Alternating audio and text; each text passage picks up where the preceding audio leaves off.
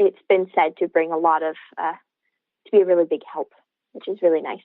Yeah, it's very practical help. And yeah, I believe we are either December 14th or 15th. Okay, well, we'll have that date for the next show for sure. I would imagine it'll be the November 16th.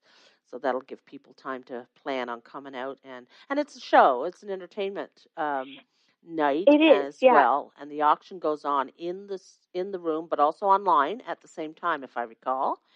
And we run it on Facebook. And I believe Terry Penny is our performer this year.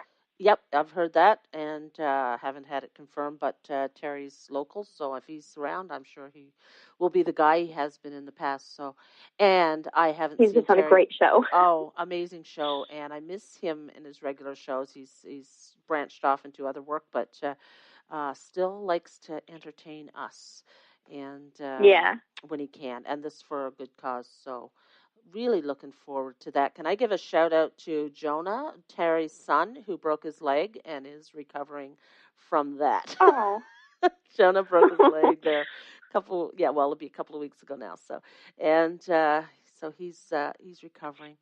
And that he's a good friend of, everybody. He's a great kid around town, and had a little mishap, and he'll be fine. But broken legs heal, but it takes a while. So anyway, I'll just mention one more show, and then I'm going to let you go ahead. Yep, do it. On the thread of Ian Foster and Nancy Hines, when they're playing at Citadel House on November 30th, they're also playing at the Gander Golf Club on December 2nd, and we're the promoter of that show as well. Okay. The last show we had at the Gander Golf Club sold out. It was Daniel Champagne. So I would recommend not hesitating. Get your tickets. They're already available online if you wanted to get yours. And for both. Ian sells out in Lewisport regularly, doesn't he? If I recall. And or he gets very, very close. Very close. Yeah, I've been to sold out shows with Ian. So, and this one's a Christmas show, and he hasn't been here for a while, and I have a feeling it's going to be, people are going to want to. I know I'm actually going to get up and message Citadel House right after we're finished to make sure I'm on the list. I think I am for Ian. I think I have like an auto. Like somebody will message me and say, let's confirm you're coming, and I'll be like, yeah. There's two that I don't miss, and there's a lot that I won't miss, but two in particular, Ian Foster and Sherman Downey. Those are my gotta be at the shows when they come, and so yeah, and it's great. They're just two of my favorites on the local scene. They're more than local, but they come here a lot, so that's kind of nice. Anyway, I think we're just about wrapped up for today, and I just want to mention that the grand finale of the tomorrow, Carboneer, November 10th. If anybody happens to be listening, of the Literary Events NL tour at the library in Carboneer at 2:00, and then we're coming up on the finale on the 17th in St. John's, which has tons of, I think there's going to be over 20 writers, and Mary Walsh is the keynote speaker. Mary will also be on a panel. Gary Collins, who was on our show, will be on the same panel, and we have a panel on world building in the genre. We have a panel on marketing for writers, and we have a panel on the writing process. That's the one that Mary and Gary and Margot Critch, who is on the she's Harlequin romance writer, and Scott Bartland, who's an independent science fiction writer. All of those will be on that panel. That's November 17th. It's a day-long event at the A.C. Hunter Library in St. John's, and all the dates or the schedule of events during the day is available at Literary Events NL on Facebook. So that is a big event coming up, and I have a feeling we're going to have a good crowd out. We are winding down. Last episode we had Kate Sparks, USA Today best-selling author, and that episode is available on podcast. And today we have the fortunate ones. I spoke to Catherine Allen and Andrew O'Brien of Fortunate Ones, and I don't know what day that was, but it was awesome. I You were so impressed, you've forgotten the date and everything. You were just so happy. Well, when I know I'm interviewing someone, what I do, and I knew I always want to say the fortunate ones, but really it's just fortunate ones. I knew of them, I'd heard of them, I'd heard their music, but it was sort of, this sort of thing where you can't help. It's in the paper, it's on the, you get a song on the radio, but I hadn't really sat down and like, okay, let's see what these guys are about. And I hadn't purchased albums or anything like that. I just sort of heard them around. And so now I have to interview them. So I thought I'll just download their, go on Spotify and add them. So they have a new album called Hold Fast. And so while I'm researching and trying to figure out, the band names and, see what they've done. And I knew they'd been quite successful in a lot of things. Well, I would get so lost in the music, I'd forget what I was doing. I'm like, okay, I got to pay attention here. No, I need to know, what awards they've won. And so it was just this, I've just got them on replay all the time. And, I talked to them about this, but they have this sort of optimistic, upbeat, and they just have these beautiful harmonies, and it's just the two of them, and they just work. Their voices are so good together, and I really have a new favorite, and so and I have gone back and listened to their first album, which was absolutely fantastic, and the new one has. They collaborated with Alan Doyle and Tim Baker, who I've interviewed on this show, and they've just got this. I don't know. I can't describe them. Just go Hold Fast and put it on replay 100 times like I did. But so here is my conversation with Catherine Allen and Andrew O'Brien of Fortunate Ones. And we'll talk to you all next week on Bridges. And have a fantastic week. Bye-bye.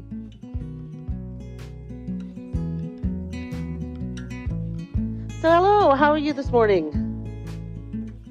We're great. We're here in Halifax right now. We're just wrapping up a couple of days off.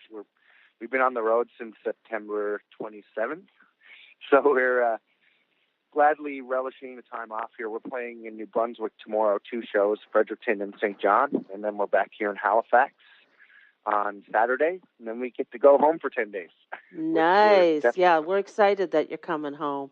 You guys have been busy. Your album, well, first let's back up a bit. So are you based in Halifax? Is that where you are, or are you here in the province? No, we're based in St. John's. Okay, you're based in St. John's. It was a little confusing. I thought you were somewhere else. It always is with musicians because you're on tour so much. I catch musicians in the strangest places sometimes, so I'm never quite sure where home is.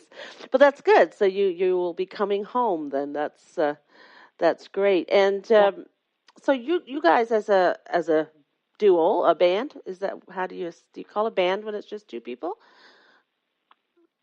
Yeah, we're touring with a drummer now as well, so I guess band, duo, whatever you want to call it. All right, so you've been together for about 5 years, is that correct?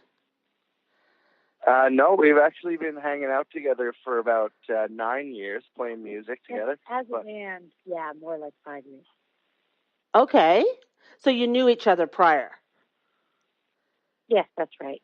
Okay, and then officially started really working together. I don't know where I got 5 years, somewhere in my research, so, but I could be wrong. You know how that goes. Yeah, and over that time... We created Fortunate Ones in January of 2013, so that 5-year mark would make sense. We really started committing to doing this as a partnership at that point and kind of haven't looked back since. No, you haven't looked back, and I'm looking at... And I'll tell you, I did do some research, but if I sound like I don't know what I'm talking about, it's because the whole time I was doing the research, I was listening to the new album, which I hadn't heard before, and I kept getting distracted. I just kept going into the music and like, oh, I got to read this. I'm supposed to, find more about the band. So if I sound a little distracted, it's all your fault. Well, it's a nice compliment. Thanks. Well, yeah, it's good. I love the new album. So you have collected a in the last 5 years, you have collected a lot of awards. I see that The Bliss, which was your album, was nominated for Juno Award. You had 2 #1 singles on CBC Radio's 2's Top 20, 2016 Rising Star at ECMA, 2015 Vocal Group Canadian Folk Music Award, 4 Music NL Awards, and you were on the Prime Minister's playlist. So you've had a lot of successes. How are you feeling about where you are right now at the 5-year mark with Fortunate Ones? Well, I guess our band name kind of describes it. We feel pretty lucky because, those kinds of accolades or whatever you want to call them isn't the reason that we do what we do. But I'm not going to lie, it does help when you do get recognized for your work. So, yeah, we feel very lucky that, people seem to have, enjoyed The Bliss and are enjoying the new record as well. We feel pretty lucky to be where we are. As a music lover, I feel like we are the fortunate ones that we get this great music. So that band name works really well all around. Anyway, Hold Fast. So that's your new album. That's the new record, yep. And it came out in May. Now, your website calls it a study in resilience and partnership. And in listening to the album as much as I have been in the last little while, there is definitely a theme to the album. What does that mean to you? What does that mean? Was it inspired by something in particular, or is it just a theme that seemed to develop and evolve?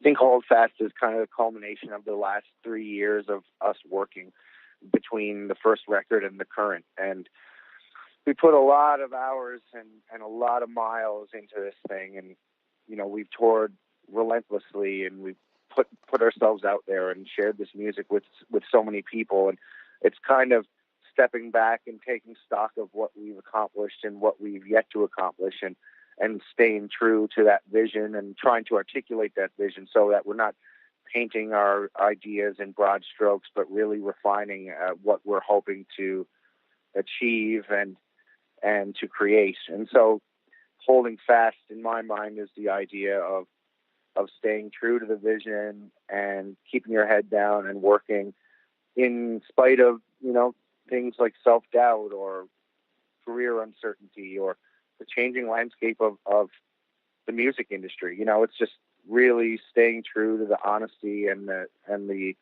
core idea of what we're trying to do, which is community and hopefulness and collaboration and resilience in the face of all of that.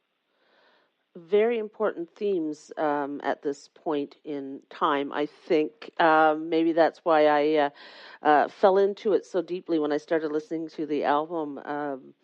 It was a breath of fresh air to have those themes, in the music, and because so much of what you hear today is not optimistic and hopeful, and it's hard not, it's hard to find it sometimes. So it's certainly timely in that matter. I was listening to specific songs and just sort of looking at different themes that you've addressed in specific songs, and one song was Northern Star, and that one jumped out because in the research I saw that this was partly inspired by stories of refugees moving to Canada. And I have here in this province been involved in resettling refugees in the Gander and Lewisport area. And so reading about that, there was sort of a kind of synchronicity evident, in that particular song. Someone writing the chorus, the verses that sort of fit with the chorus. Is that something that happens a lot in this partnership? Because it's such a beautiful song. Yeah, it does happen quite a bit.